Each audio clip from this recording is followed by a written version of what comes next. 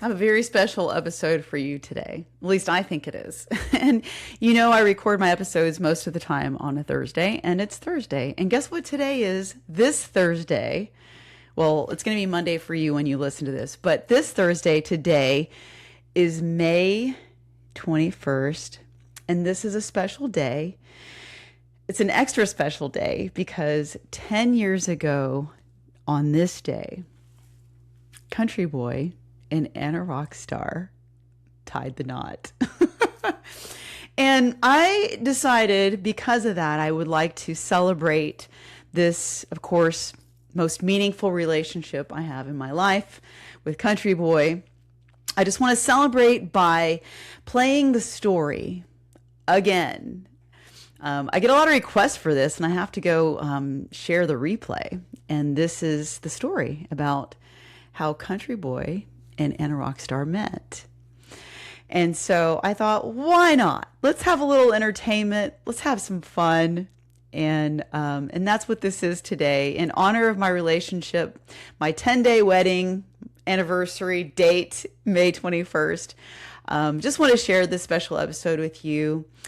And if you have if you're celebrating this month too, I've had some of you reach out to me in social media. Happy anniversary to you. It's work, right? But when two people are committed to each other and truly following through with those vows, for better or for worse, in sickness and in health, till death do us part, it's a very special and powerful thing. And so I hope you can just kick back and enjoy and listen to this story. Check it out. Well, here we are. And it's time for me to tell my story. But before I tell you the story about how Country Boy and I met and how we got to this place where we're about to celebrate our 7th wedding anniversary. And when I tell him this, I'm like, oh, this is supposed to be the 7-year itch. What the heck is a 7-year itch anyways? So, of course, I had to go take a real quick look, go check out the Google machine. And I found in an article in Psychology Today that says that the basic idea behind the 7-year itch is that romantic partners experience turbulence and a potential point of reckoning around 7 years together. Viewed as a critical juncture, the 7-year itch is defined as a time when couples reevaluate. They either realize that the relationship isn't working or they feel deeply satisfied and committed to their relationship. Well, I can tell you, Ron and I have had our ups and downs. Yes, every marriage has them. It's been sometimes really, really hard, a lot of times hard, especially when you have kids in the marriage and step parent. We've had some tough times, but we have a solid relationship that I'm very proud of. And I don't think there's a 7-year itch going on in terms of reevaluating and is this working? I think it's working pretty good. So I'm super excited to share my story with you. And I'm going to just dive into this. So here's the thing. Our anniversary is May 21st. Oh my gosh, can't forget that date. May 21st is our anniversary. This podcast is going to drop somewhere in the middle of May. And there's a lot going on right now in my life. I haven't really said a whole lot, but I will just drop this in here now in case you don't know. I'm going to have to go into surgery to get a revision for my implants, my breast implants, because I had a contracture develop on one of them, and I'm not happy about it, but it is what it is, and gonna have to go through that. So I just want to throw this out there because those of you who follow me closely, I know that this is, for me, I feel like this is me talking to you personally, and like, you're my buddy, and I want you to know what's going on with me back here. So yeah, I'm going to be restricted. I'm not going to be making a big to-do about it, but it is what it is, and it's happening. And right now it's scheduled for the middle of May, but this episode will drop before that happens. So anyway, just wanted to throw that in there, but let's get into my story.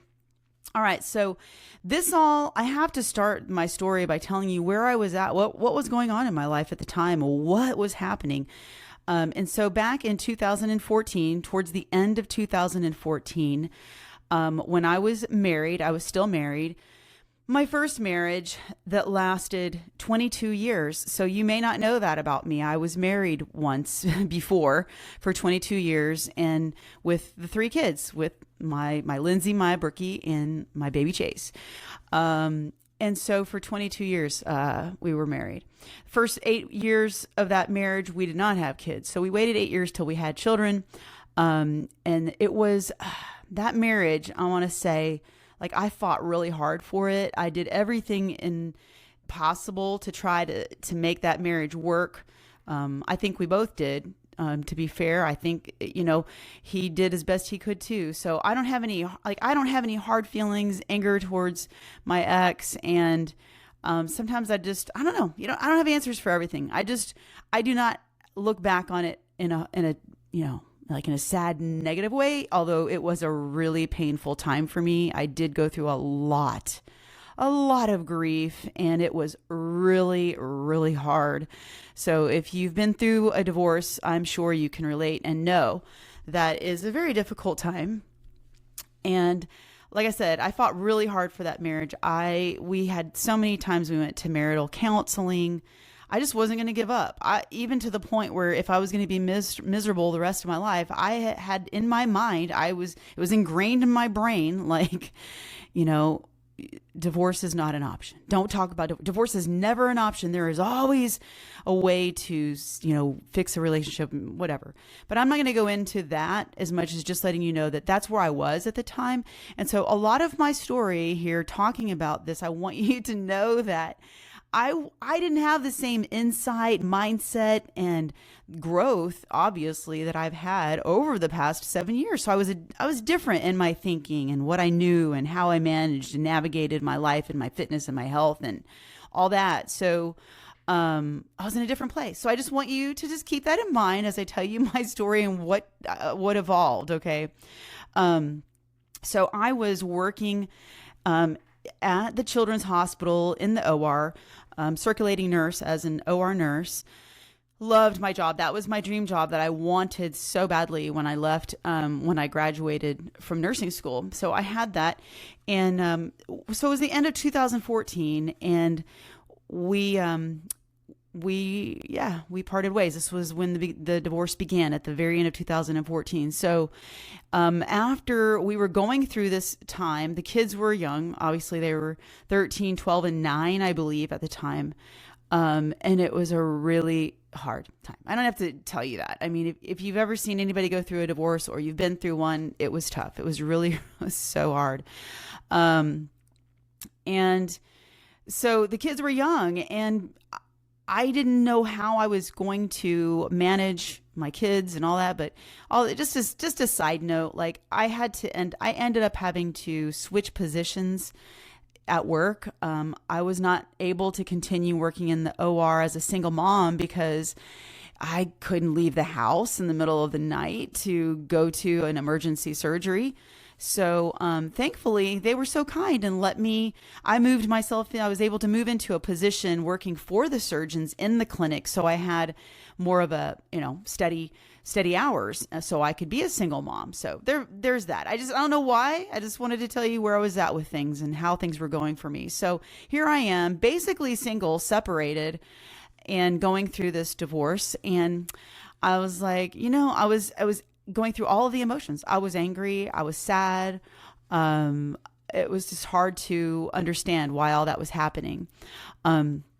So I decided it would be fun and interesting. And I think it was just maybe subconsciously a way to escape and like a distraction.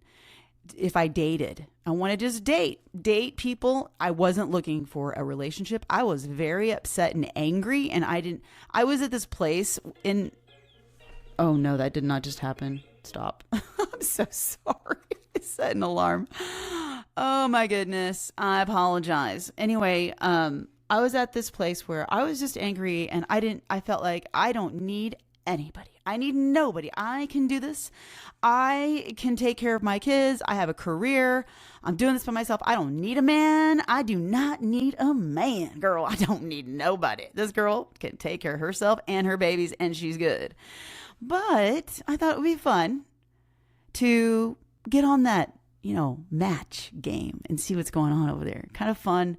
So I got myself a subscription to Match.com. Remember that? Is that still around? I don't even know if that's still around. I know there's like Tinder and Bumblebee or whatever. Bumble.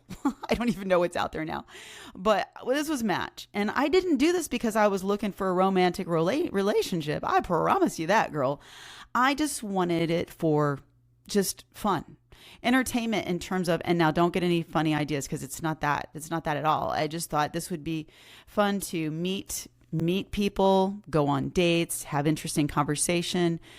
And it was just a good distraction for me. And I can't tell you what all was going on, so I can just tell you that that's the reason I did. So what I did find out not too long into doing this, where you're like swiping and, you put all your information in there and then you're looking for the match, they find the match. And so I went on, I don't know, I didn't go on that many dates, but I went on a few, and enough to find out that these men that were, at least the ones that I got matched with, not that they were all bad or anything. It just seemed like they wanted something more than to establish a friendship first before anything. Like, I wasn't looking for a romantic relationship, but maybe they were. So was I thinking about that? No.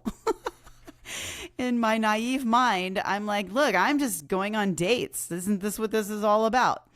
I even put it inside of my profile that I wasn't looking for any long-term relationships. So that probably was the red flag. Like, that's probably my fault that these men wanted something more, right? And I didn't put the two together. Silly me. All right. So what I figured out over this period of time that I went on these dates is that as I'm going through this Match.com app, the same people kept on popping in, same. And I was like, this is so crazy. Like, these people are on this dating app, and it's like an obsession or like some kind of an addiction where it's like, if they go on a date, it's not good enough. And they're just looking for that next, what's better? What's the next, the next date will be better. It's kind of like, keep on dating until you find the perfect person. Well, there is no perfect person out there, that's for sure. But I just got tired. I got tired of seeing the same people, and I was like, you know what? These people are on here all the time. I think they are becoming brainwashed. And I just like, all right, I'm done with this. So I was gonna like end my subscription. I was pretty much at the last, I think, I don't know, week or so of my subscription. And then all of a sudden I get a match from a guy named Ron. And I was like, oh, okay, well, he doesn't know. And his picture, this is funny. My picture, just to give you kind of an idea, my picture on Match, I had a couple. I don't remember how many pictures I had on there. I know I had two for sure. I remember one of them was me with my guitar, with my acoustic guitar, smiling into the camera like I'm singing a song or whatever. And then another picture of me out at the jetties with my scuba gear, and I'm acting like I'm eating seaweed from the ocean, like a silly picture. Silly pictures. I was not the person to like use filters or present myself like somebody that I was not. It was just goofy me. This is me. So, I mean, I've always felt like that. Like, if you're going to put your picture out there, let's make sure it's who you are. So when you actually meet somebody in person, they're not like, what? Who are you? So that was mine. But Ron's picture, I don't even remember what he had in his hands, but he definitely had some power tools. He was like looking all tough, like, power tool. Guy with the power tools. So I was like, okay, what's up with this? I found out it was because he was remodeling a house. He was in the middle of like flipping a home. He enjoyed, fixing things up. He had a fixer-upper that he was living in at this time. So I was like, okay, what's this guy? What's he doing? So we messaged each other, and I let him know I wasn't dating anymore because I had decided I wasn't going to date. At that point, I was like, you know what? I'm not going to date anymore.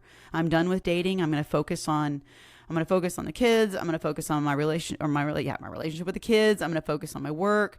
I'm going to focus on getting through this divorce because it was very painful and I needed to focus on that.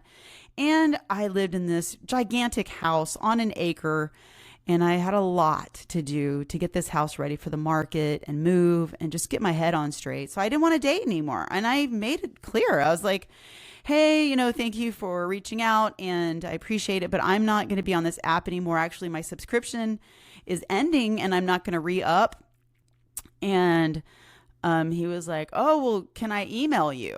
I'm like, okay. All right. So we started emailing each other. We told each other our story. So he told me his story. He was single for like 25 years. He did have a marriage early on. He told me his whole story.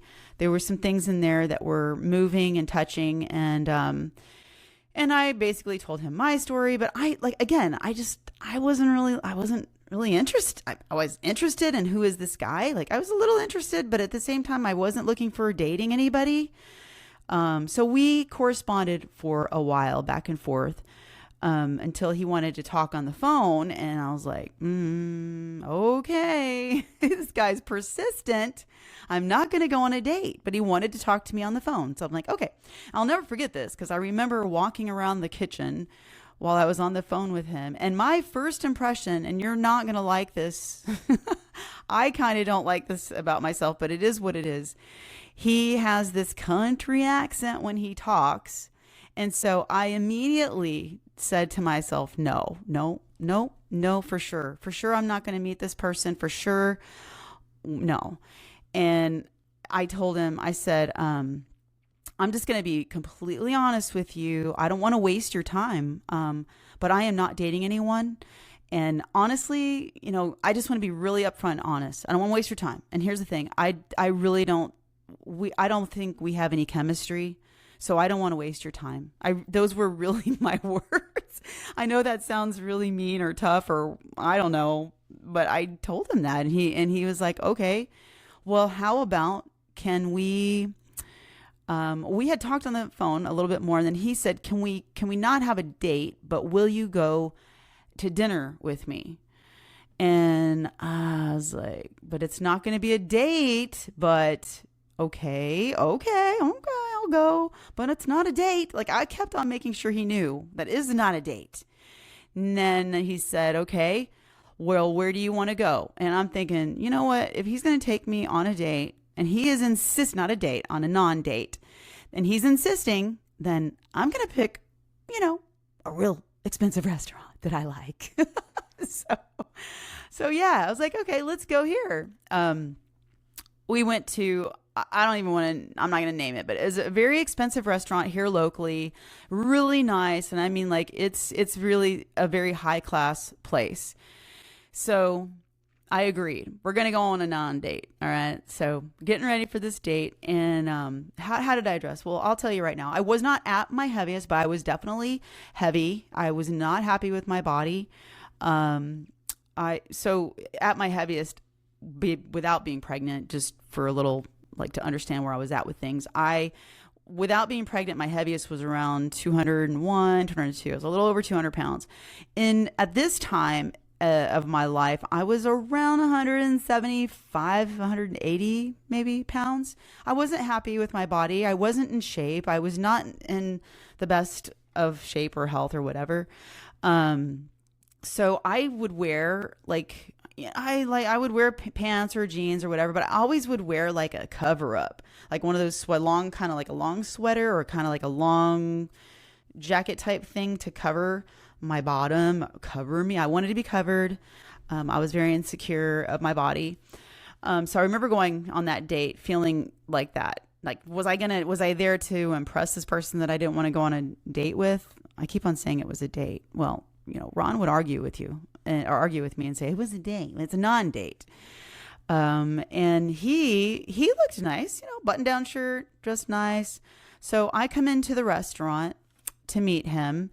I guess you can call it a blind non-date now. And we had dinner. So here's the things that I remember about it. As I was being walked over to his table, he stood up from the table to greet me. And then I sat down, he sat down, and my first impression of him was, well, he's not ugly, but I'm not really attracted to him. He's a nice guy. He looks like a nice guy.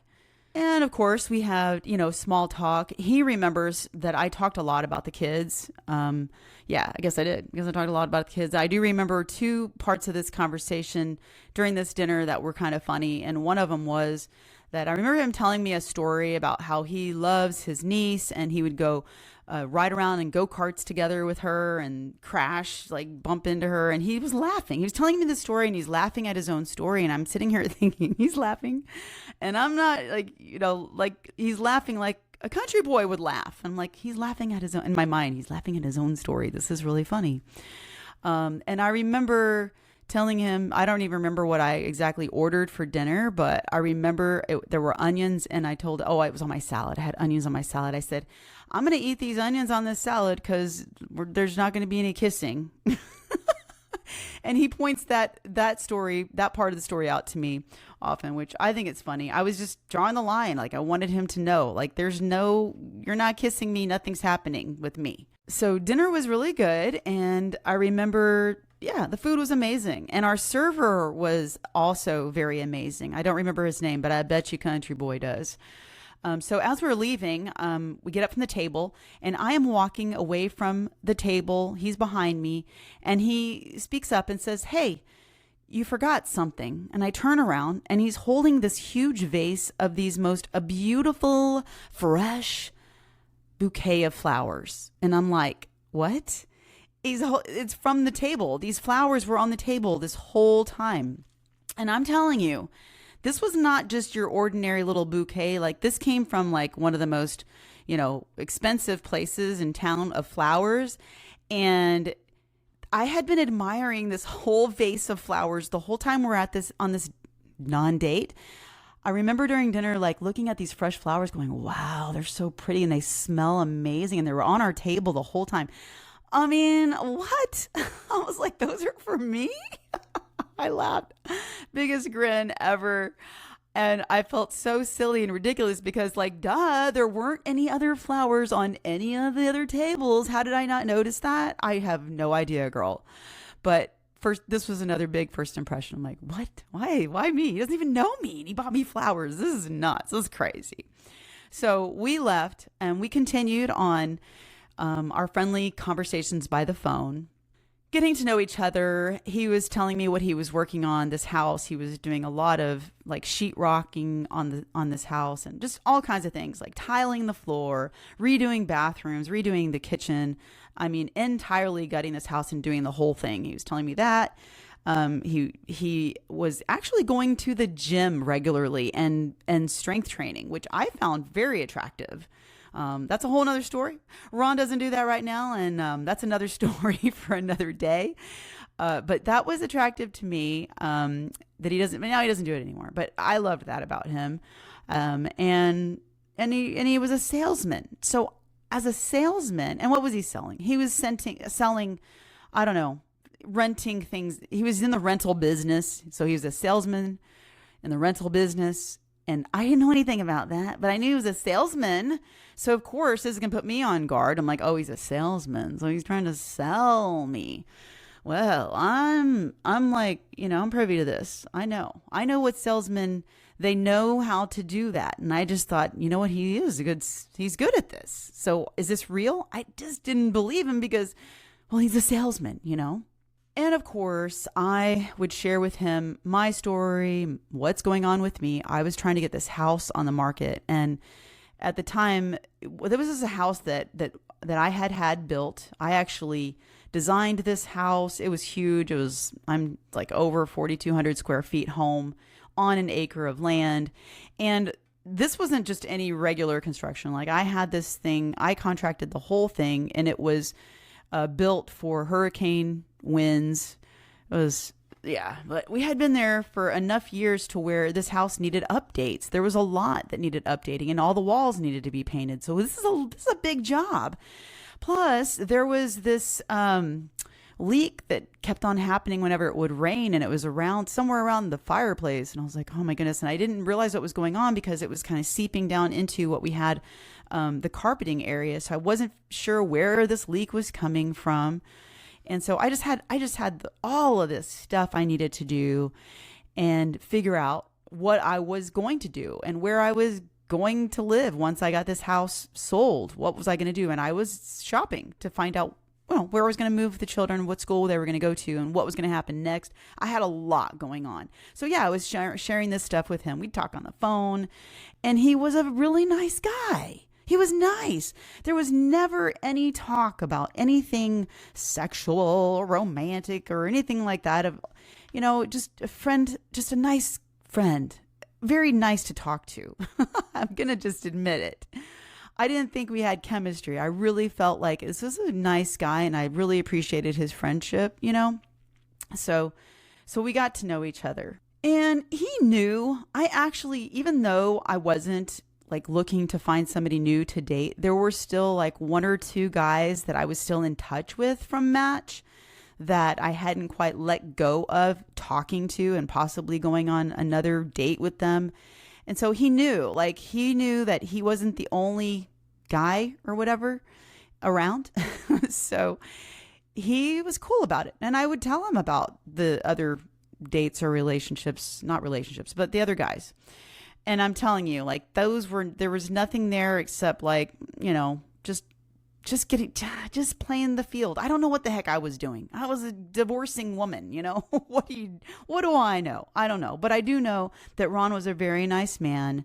He was very sweet and willing to listen. I was talking to him about just about everything. The struggle in my relationship with my ex and all that going on. And I mean, this is just not the kind of stuff you're supposed to talk to somebody who you're going to be going into a new romantic relationship with. But since I wasn't interested in a romantic relationship with him, it was like fair. It was fair game to talk about all this because we were just friends, right? He knew that I was going through all this, and I didn't want to ask him, but that leak that kept on messing up my carpet, I was like, I need to ask him if he knows about it and if he can come see it. I didn't have any ulterior motives, but he was nice, and he came over and investigated what was going on, figured out what was going on with the leak. Okay, cool. So that was nice. Thank you for doing that. And then another time I'm out trying to, like, he didn't know this at the time, but I was out trying to mow the lawn. We had a riding lawnmower.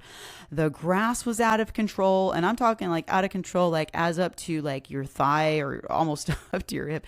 And I'm on this riding lawnmower, and I'm telling you, the grass was up. When I was riding, you could see the grass in front, like it was coming up over the truck, the riding lawnmower. I'm pretty much burning up this engine on this riding lawnmower pretty bad.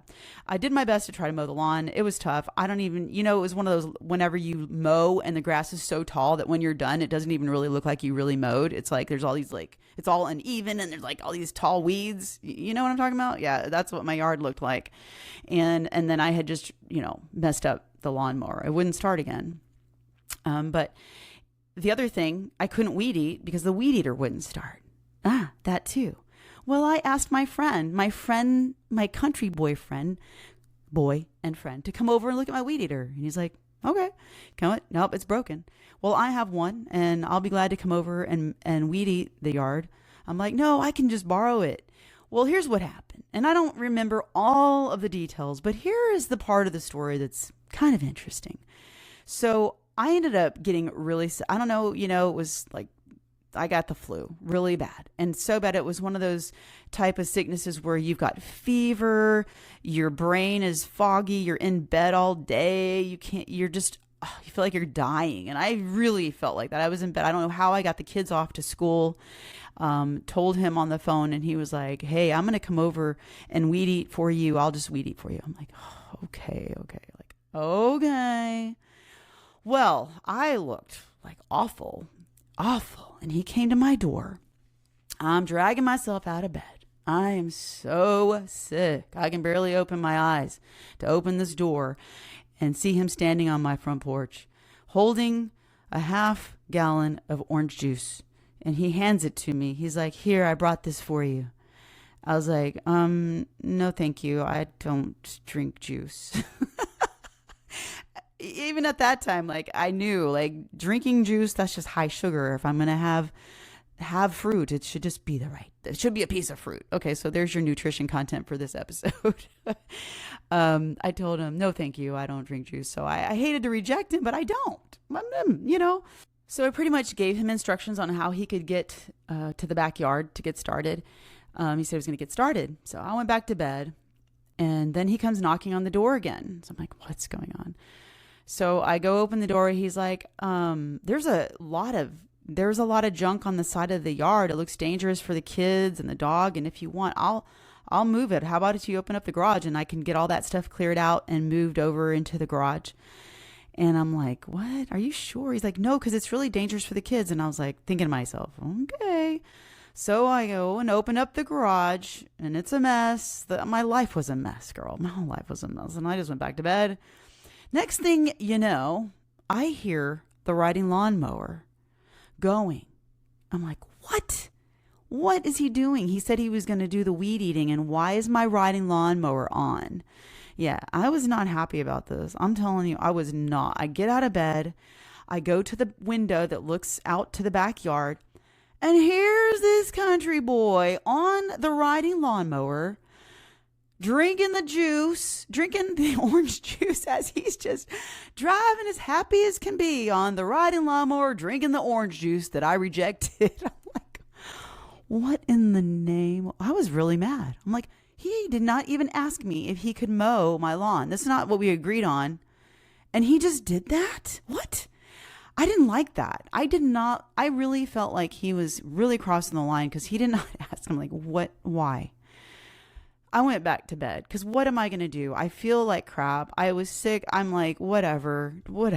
So he did. He mowed the whole acre, did the edging, put all of the garbage and junk that was on the side of the house into the garage, and it looked great. And here's the thing.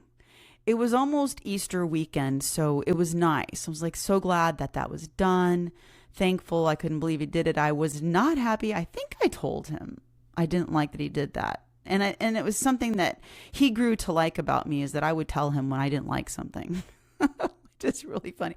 Like, it wasn't even like I got emotional. I was like, I don't like that you did that. So anyways, next part of the story is I'm chit-chatting with my mom, right before the Easter weekend, talking to her about him, which she was really fascinated and intrigued by this guy, what I would tell her about him and how he got me flowers on the first non-date. And she was so interested about it, wanted to know everything about him. And then she found out that he mowed everything and fixed the yard all nice. And she knew that was a lot of work because, well, it was a whole acre and it was a mess. And she was like, Anita, you need to invite him over for Easter. I'm like, what? No, Anita, he did all that for you. I was so nice. You need to invite him for Easter. I'm not very good at doing my mom's accent, but yeah, she was insisting that I invite him for Easters. I'm like, oh my goodness. You know what that means, right? Like, it's like, come on. You invite somebody that's not in the family over for Easter. In this case, it's like making a statement like, okay, we're opening the door to possibilities that are beyond friendship, right? She talked me into it, and he was happy to oblige. So here comes country boy on Easters for lunch, and he brought each of the kids chocolate bunnies. He asked me first. He made sure that when I told this story that I let you know that he did ask permission to bring the chocolate bunnies, and I said sure. So he did, and the kids were all happy, and we had Easter, and I baked my traditional, every year I like to bake that carrot cake that's shaped and is decorated like an Easter bunny. And I don't know if that was the first year I had done it or if I had been doing it. Somebody needs to tell me my history because sometimes I forget these things. I just know that I've been doing this every year ever since. Because Ron absolutely loved that carrot cake. And it was like, he jokes about it and says, that was it. I was sold at that point after the carrot cake. I'm like, okay. But yeah, well, he came over for Easter. So here we go. We're heading into more of getting to know each other.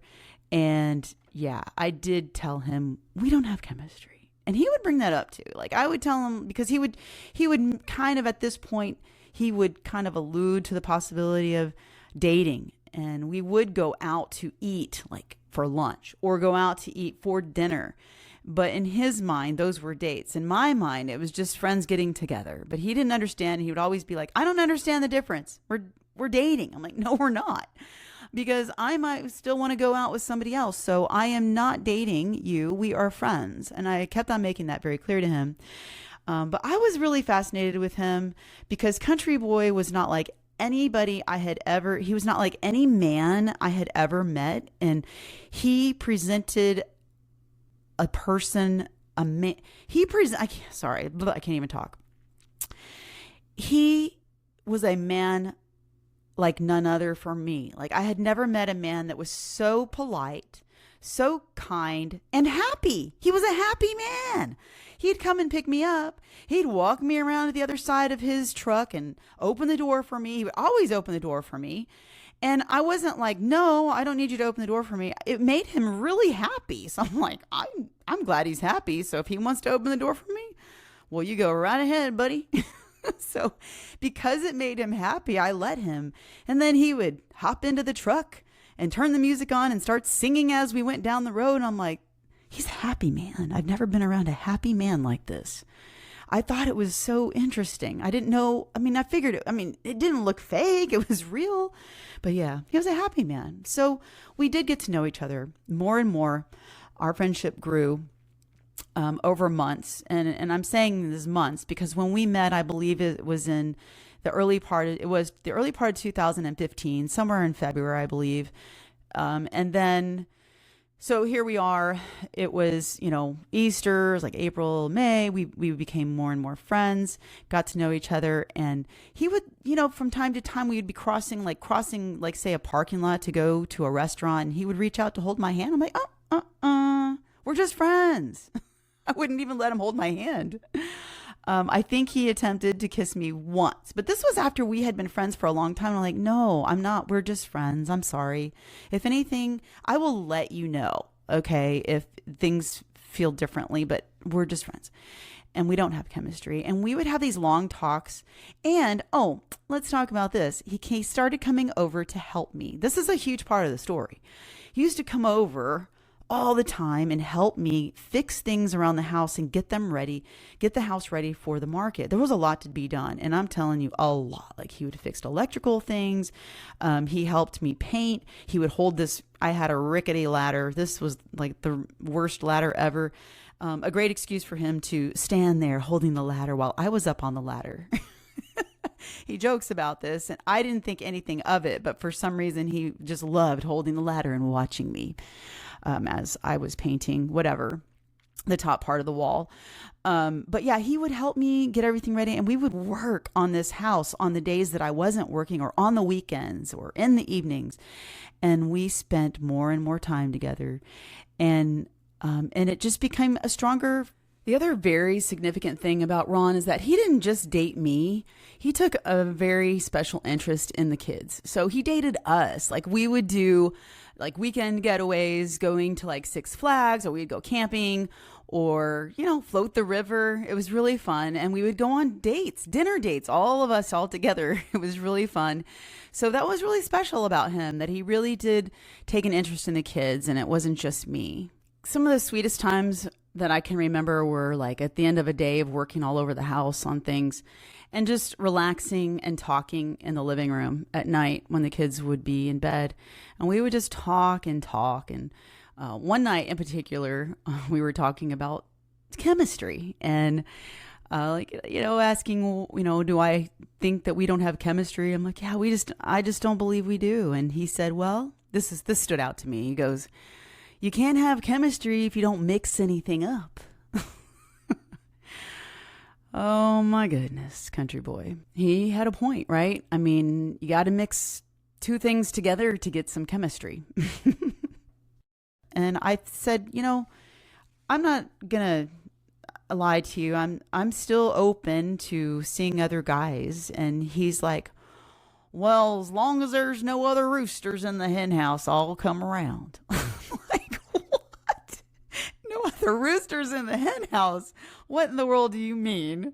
He's like, well, if there's another rooster around here, I don't need to come around. And that really started to sink in, even though it's his country boy talk and he's got all kinds of sayings like this. It cracks me up. But basically, and I'm sure you already figured out what he meant was if there's another man in my house or spending time with me at my house, he didn't want to have anything to do with me. He's like, no, he's done. And you know what? It really sunk in for me because I started to really believe him, who he was. And I also started to really feel more attached to him. Like I didn't want to ruin this good thing if this good thing ended up being something really good. So at that time, I decided at that point, in my mind, I'm like, you know what? I'm not going to date anybody. I'm going to continue working on this friendship with this country boy and see what happens. So our relationship did deepen. It did sort of become more romantic. And I can't fail to mention some other factors that played into how I felt about Ron and our relationship, because my mom did play a role in this. And I have to mention, because like he would be around and helping Chase and teaching Chase things. Like one day they were in the garage and he taught Chase how to start the riding lawnmower, how to ride the lawnmower out there by himself. He was teaching him. And I'll never forget this. My mom said, Anita, he's a good man. I'm not really good with her accent, but like she was just really impressed with his caring demeanor and that he really was trying to just be that manly role for Chase and teaching him things. And yeah, she's like, he's a good man. I know a good man's. I know. Okay. I'm like, okay, mama. So mama had a little something to do in this also, because I mean, I'm not saying like, she's the most wisest person of all coming when it comes to relationships, but she obviously saw something in him, and that was a good thing. So that played a little bit of a role in my mind. So I pretty much didn't want to jeopardize the possibility of something really great by dating, seeing other people, and bringing that into it, and then having like, I don't know. I just wanted to make a commitment to what was going to happen here. So one day, a hot summer day in the middle of August, we were out on the beach. We were lounging around in lounge chairs, listening to music. It was a beautiful day out on the beach. And there was a song that I wanted to share with him to let him know that I was serious and that I was going to be dating him exclusively. And he knew, because I had told him that I was going to let him know, that he would know for sure when I meant it. And so I played this song. I can't play it on the podcast because that's going to be like breaking royalty rules and copyright rules. But if you want to go look it up, it's called Hold My Hand by Jess Glynn. Jess, Jess Glynn, Glynne, I believe. It's called Hold My Hand. And I felt like that was like my theme song for this, and to let him know. So I played that song. I turned on that song. I went and I sat down back into my lounge chair, reached over, and I held his hand and said, listen to this song because I mean it. And he knew. And so, yeah, I was like, all right, man, we were dating now. This is a good thing. This is cool, right? So about a week later, he asks me if I want to go on a date, and I'm like, sure. We've been doing this dating thing right now. So he comes and picks me up, and for some reason he was extra excited and happy, and he's like, guess where we're going? And I'm like, I don't know. He was all happy. I'm like, okay, he's a happy man. And he takes me back to the same restaurant where we met. And girl, I don't get these clues. I don't even ask me why. I just didn't. I'm like, I don't know what's going on here. So we go in and we get seated, and we end up with the same server, the same waiter that served us when we first met, which I thought was really cool. But I didn't know that Ron had planned all this. I'm like, okay, this is cool. And we have dinner and we enjoy it. And it was great and all good. We're dating now. This is exclusive. So after dinner, the waiter brings this plate over to me. He says, you might want to have this for dessert. And this plate that was just basically this pretty little gold box. And I thought, what in the world? Because it's such a fancy restaurant. I thought, wow, I've never had a dessert come inside of a gold box. This is so cute. I was like, what kind of dessert is this? I opened up the box, and then there's a ring, not a ring, but a container for the ring, right? The jewelry box. Then there's a jewelry box in the gold box. I'm like, oh my goodness. Okay. I'm getting nervous now. I opened it up and Ron starts playing that song, that Hold My Hand by by Jess Glynn. And I am not kidding you. He plays the music. The whole restaurant's watching us, and the waiters and waitresses are all lined up on the wall, watching this whole thing unfold, looking at me. He's asking me, will you marry me? And I am like, are you serious? Are you serious? And I'm laughing, and I'm like, are you serious? I couldn't stop saying, are you serious? He got the jewelry box. He got down on one knee in the restaurant while this song is playing, and while the waiters and waitresses are all like smiling and like giving me the nod of the head, like say yes, and everybody in the restaurant's watching this, and I'm like, how in the world do you say no? How do you say no with all these people watching? But I knew in my heart it was right. I knew, and I can't believe he just took the chance. Like, I'm like, dude, we just decided to be exclusive, and he didn't waste any time. Yeah, we're exclusive. 1 week later, boom, I'm asking you to marry me. We're gonna be engaged. So I said yes, and it's just, yeah, that's kind of like, well, that's where the story not begins, right? It's not the end. And obviously, and he doesn't let me ever hear the end of it, obviously, we have some chemistry. Opposites do attract in a lot of ways, and it's great. It's not perfect, right? Every relationship has its hard times, its good times, and relationships and marriage, commitment takes work. And so we're committed to that. I love that. We are committed to working on our relationship, and that when we have challenging times, crises, things that happen in our life, the goal in a marriage and a commitment is that it's you two against whatever problem the world brings to you. It's not you against them. It's always the two of you against whatever challenge is brought up. Whatever happens, it's you and your partner together against whatever is trying to come between you. So that's been our motto. And I just want to say it's been huge. Like, we've been married now. It's going to be almost 7 years. Well, it's going to be 7 years here in May.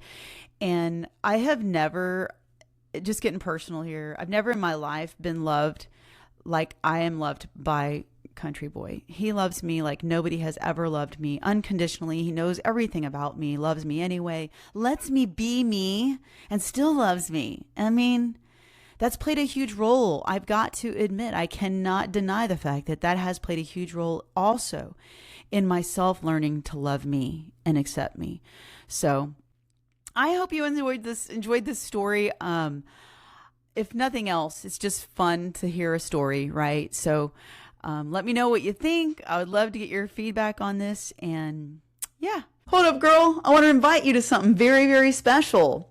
If you don't know this, I have been working diligently to get a group of women together so that we can do another 6-week small group program that I call Kickstart. This is your opportunity if you are ready. Actually, there's never really a ready time to be ready. I hope that you just decide, right, whether you feel ready or not. Sometimes there's that fear of failure, that fear of like, I've tried everything and what if I fail again, that fear. I do want to just encourage you to take a leap of faith. I believe in you, and I know that I can help you. I've helped hundreds of women, especially women who are afraid of failing and think, oh, just one more thing. But if you're ready to do this in a way that is sustainable, not just achieve some results and then go back to your old ways and regain, you're ready to actually maintain your results with ease. And when I say results, I'm talking about shedding the fat, building muscle, getting stronger, and living and establishing a healthy, fit lifestyle as you age and aging strong. And you can be as successful as you want in every aspect of your life, but until you're really, the goal here is not necessarily success, although we all want that success. The goal here is to be fulfilled. And that is my goal for you, because the pillars of Rock That Fitness are nutrition, fitness, and mindset. So if you're ready to step into the best version of yourself, the version of you who shows up consistently, not perfectly, and pick up the tools that I'm going to give you and be guided step by step with my coaching, along with the support and encouragement of a wonderful community of like-minded women, then I'm just going to invite you to come on in. You can either join Rock That Fitness membership or join me for Kickstart, this next Kickstart coming up starting May 30th, where I'm going to guide you in a 6-week program we call Kickstart, step by step, right where you are. I'm all about this. I'm all about starting where you are and building from there, step by step. I'm going to meet you right where you are. You're going to do all these things inside of the members portal where we have lessons, and then doing your fitness program, doing your strength training program, whether you do it from home or you do it in a gym. We got the program in there for you. And it doesn't matter what level you are, even if you are just starting out, I would love to guide you and help you. And I know that I could help you. If you have any questions, always you're free to email me, Anna@rockthatfitness.com. Otherwise, girl, take the leap. I'll be right here to help you in a program that's individualized for you and your personal fitness goals, your personal health and fitness goals. And it's here for you, whatever your life schedule is. So it's individualized for you and your body, and individualized for you and your life and your schedule. All right. Thank you so much for listening. Love you. Rock on.